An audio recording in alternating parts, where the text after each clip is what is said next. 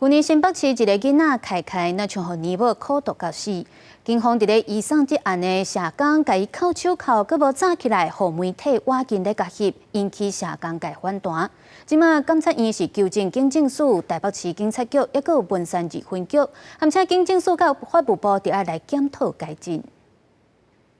那像暗坎查甫囡仔开开去互灵母虐待证据，如何联名细陈的社工，去年3月去互检警移送的时阵有扣手铐，引起社工界和司改界反弹。监察委员王幼玲、纪惠荣立案调查的时阵，发现押送的时阵，警方竟然为着要互媒体翕相，超工安排要去坐车的路里，请细陈的社工配合为门口行去坐车。建议他，你从门口走到车上只有5步路，那我们会想办法让这个只会给记者拍背后，但是后来我们看到出现的这个媒体的画面并不是这样哈，所以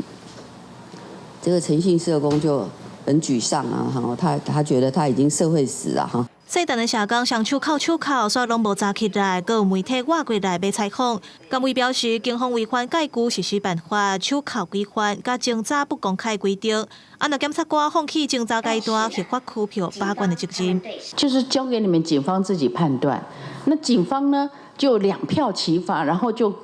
也不晓得是依据这个第75条还是76条，是禁止拘提呢，还是用那个说不到场再拘提？他反正就是把他拘提了，然后拘提之后还让媒体这样子走星光大道。两位监委根据调查提案纠正警政署、台北市警局甲文山二分局，函请警政署甲法务部检讨纠正案，伫咧最近通过啊。监委强调讲，希望透过纠正来提醒检警侦查不公开，爱尊重无罪推定的原则来进行媒体采访。公视新闻综合报道。